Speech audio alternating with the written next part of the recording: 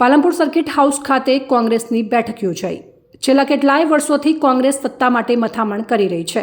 દેશમાં અનેક રાજ્યોમાં કોંગ્રેસની સત્તા ભાજપે આંચકી લીધી છે અને ગુજરાતમાં 30 વર્ષથી ભાજપનું શાસન ચાલી રહ્યું છે। ત્યારે આગામી ચૂંટણીઓને લઈને કોંગ્રેસ હવે નવા સંગઠનની રચના કરી અને ચૂંટણી મેદાનોમાં ઉતરવા માટે મથામણ કરતું જોવા મળ્યું છે। ત્યારે આજે સંગઠન સૂજન અભિયાન અંતર્ગત કોંગ્રેસના એઆઈસીસીના ઓબ્ઝર્વર સુખદેવ ભગત સહિત કોંગ્રેસ પ્રદેશના આગેવાનો પાલનપુર સર્કિટ હાઉસ ખાતે પહોંચી બેઠક યોજી હતી। संगठन सृजन अभियान, सृजन मतलब रचनात्मक कार्य है। मैंने कांग्रेस को जो हमारे जिला अध्यक्ष जो एक सेतु का कार्य करते हैं हमारे प्रदेश और इसके बीच में ग्रास रूट लेवल के जो हमारे ज़मीनी कार्यकर्ता उनके बीच ये मध्यस्थता या ब्रिज या सेतु का कार्य करते हैं। हमारे आदरणीय खड़गे साहब और राहुल गांधी जी अपनी टीम के साथ उन्होंने पुनः जिसे कहा जाए एक जिला अध्यक्ष को एक सक्रियता के साथ शक्तिशाली मतलब उनको उनकी भूमिका को और विस्तार देना है। उन्होंने एक प्रयास किया है और गुजरात जो हमारे बापू और हमारे सरदार पटेल की भूमि रही है उनको नमन करते हुए हम लोगों ने यहाँ से शुरुआत किया है। और इसके पीछे मंशा ये है कि अधिकतम लोगों से, चाहे हमारे सांसद महोदय हो, हमारे विधायक हो, एक्स विधायक हो, आप ये प्रखंड के स्तर के जो हमारे पदाधिकारी हैं, आम लोग हैं, अधिकतम लोगों से संवाद और सर्वोत्तम का हम प्रयास करेंगे चयन करने का। इसके पीछे मंशा ये है क्योंकि कांग्रेस पार्टी एक लोकतांत्रिक पार्टी है। ये चयन की जो प्रक्रिया है वो लोगों से विश्वास के बाद एक जो बेस्ट हो सकता है उसका हम लोग चयन करने का प्रयास करेंगे। और आपने देखा होगा जो जिला अध्यक्ष को भूमिका को विस्तार देने की बातें हैं, चाहे प्रत्याशी के चयन में बात हो, चाहे और भी कोई बातें हो, ये एक प्रयास है। आज मैं प्रथम दिन यहाँ पे आया हूँ और शुरुआत इसकी मैं यहाँ से कर रहा हूँ। सर, गुजरात में अधिवेशन हुआ, वो सबसे बड़ी बात निकल के यही आई है कि कौन कांग्रेस ही है और कौन नहीं। निश्चित रूप से मैं कहना चाहूँगा, मैं आज भी मेरी मान्यता है कि कांग्रेस में होना और कांग्रेसी होने में फ़र्क है।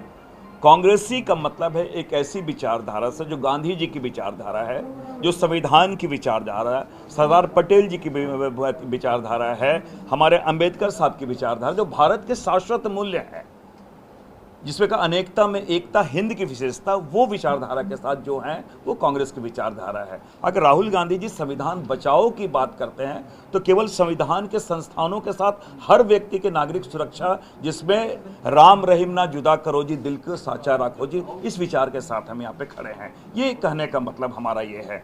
और आज मैं इसलिए एक बात को जरूर कहना चाहूँगा आपके माध्यम से, बहन हमारी ज्ञानी भाई ये बीमार थी, लेकिन अगर 100 किलोमीटर चल के आज के कार्यक्रम में आई हैं तो इसलिए कि ये भी इसकी महत्ता कितनी समर्पित है या इसका महत्व समझ रही है। जो दायित्व दिया गया है ये हम लोगों के लिए दायित्व है, उस दायित्व का निर्वहन करने के लिए हम लोग आए हैं। और एक बात मैं जरूर कह दूं, चाहे जनरल सेक्रेटरी हो, मिनिस्टर्स हो, मेंबर ऑफ पार्लियामेंट हो, हम लोग एक साधारण कांग्रेस के कार्यकर्ता हैं और कार्यकर्ता की तरह हम यहाँ काम करना चाहते हैं बिना किसी पूर्वाग्रह के।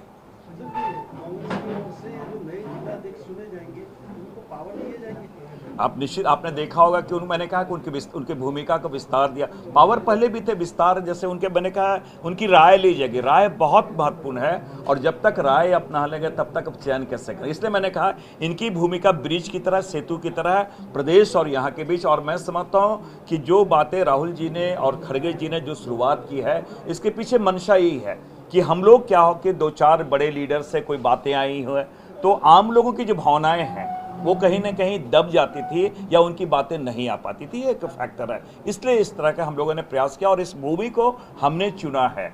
इसलिए कहा गुजरात को हमने चुना है कि बहुत पावन भूमि है ये। संगठन सूजन अभियान अंतर्गत મળેલી આ બેઠકમાં કોંગ્રેસ સાંસદ જ્ઞાનીબેન ઠાકોર પણ હાજર રહ્યા હતા।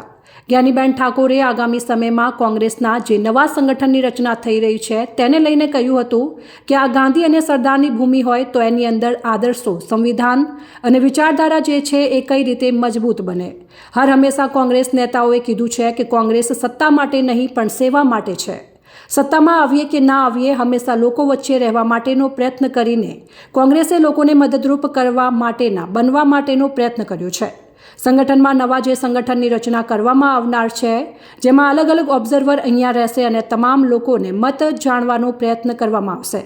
બ્લોકથી કરીને સંગઠનને પૂરી તાકાત આપશે અને માત્ર પ્રમુખ બની જાય છે અને એના બધા પાવર એક જ પ્રમુખ પાસે રહે છે એવું પણ નથી. અને કમિટી બનશે કોંગ્રેસ પરિવારના સભ્યોને કામગીરી આપણા રોજિંદા જીવનમાં એમની કેપેસિટી ક્ષમતા પ્રમાણે એને કરવી પડતી હોય છે. એમાં સંગઠનમાં પણ જે જવાબદારીઓ હોય છે એને પોતાના પ્રમાણમાં કામ કરવું પડશે અને નહીં કરે તો એનો સમય મર્યાદા નક્કી છે. નવા યુવાનોને તક મળશે. આજે બનાસકાંઠા જિલ્લામાં એઆઈસીસીમાંથી ઝારખંડના પ્રદેશ પ્રમુખ, માજી પ્રદેશ પ્રમુખ અને લોકસભાના સાંસદ સુખદેવજી અને પ્રદેશના નિરીક્ષકો જે આપણે પરિચય આપ્યો એ બધા જ બનાસકાંઠાની અંદર સંગઠનનું કામ કરવાના છે. કોંગ્રેસી હોવું ને કોંગ્રેસમાં રહેવું એ વાતની મીડિયાવાળાએ જ્યારે ચોખવટ કરી ત્યારે હું અભિનંદન આપું બનાસકાંઠાના મીડિયાને, પ્રિન્ટ મીડિયા હોય, ઇલેક્ટ્રિક મીડિયા હોય, કે હંમેશા લોકોનો અવાજ એમને સરકાર સુધી, વિપક્ષ હોય કે એ રીતે પહોંચાડવાનો તટસ્થ રીતે પ્રયત્ન કર્યો છે. ત્યારે સાહેબે વાત કરી કે આ ગાંધી અને સરદારની ભૂમિ હોય તો એની અંદર આદર્શો, મૂલ્યો, સંવિધાન અને વિચારધારા જે છે એ કઈ રીતે મજબૂત બને. હર હંમેશા મારા નેતાઓ કીધું છે કે કોંગ્રેસી સત્તા માટે નહીં પણ સેવા માટે છે. સત્તામાં આવીએ ના આવીએ એ જનાદેશ લોકો આપે ના આપે, પણ હર હંમેશા લોકો વચ્ચે રહેવા માટેનો જે પ્રયત્ન કરીને કોંગ્રેસે એક લોકોને મદદરૂપ કરવા માટેનો, બનવા માટેનો પ્રયત્ન કર્યો છે. ત્યારે હું આપના માધ્યમથી એટલું જ કહીશ કે સંગઠન હવે એવું બનશે.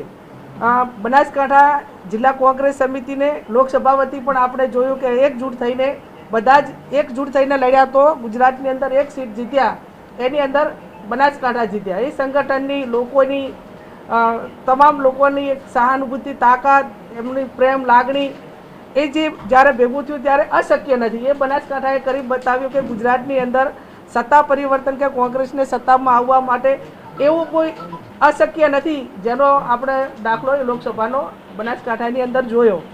તો સંગઠનમાં હમણાં કહ્યું કે મની પાવર, જાતિ ફેક્ટર અને કઈ કઈ બાબતો ધ્યાનમાં રાખવામાં આવશે.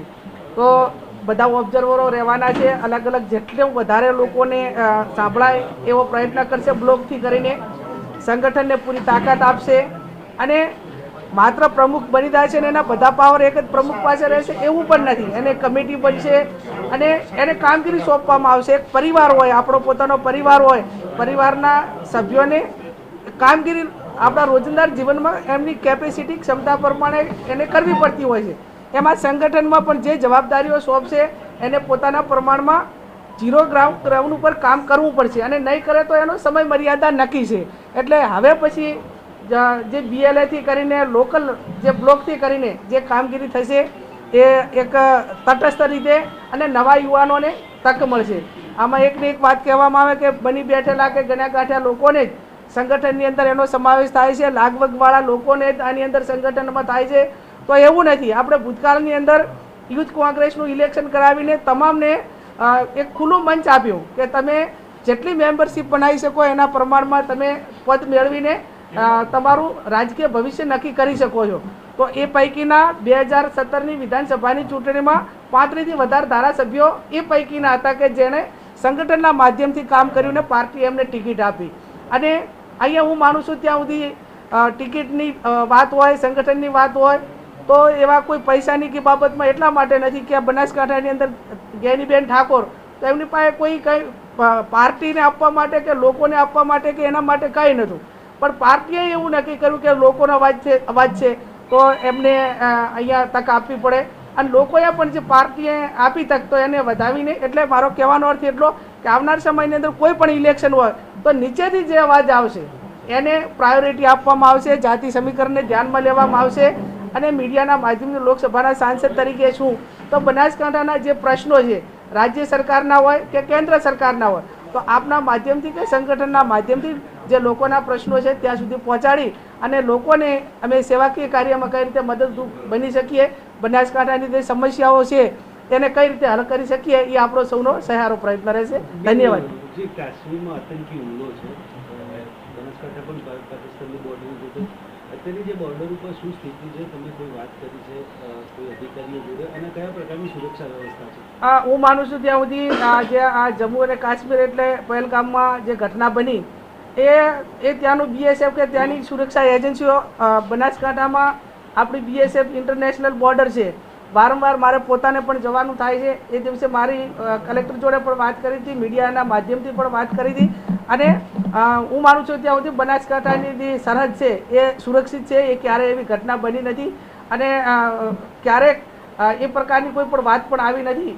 આશા રાખીએ કે જે રીતે બનાસકાંઠાની સીમા સુરક્ષિત છે એવી ને એવી ઓલ ઇન્ડિયાની તમામ જે સીમાઓ છે એ સુરક્ષિત રહે અને આપણા દેશના નાગરિકોનું પ્રોટેક્શન ને એક સુરક્ષા જળવાઈ રહે. ધન્યવાદ.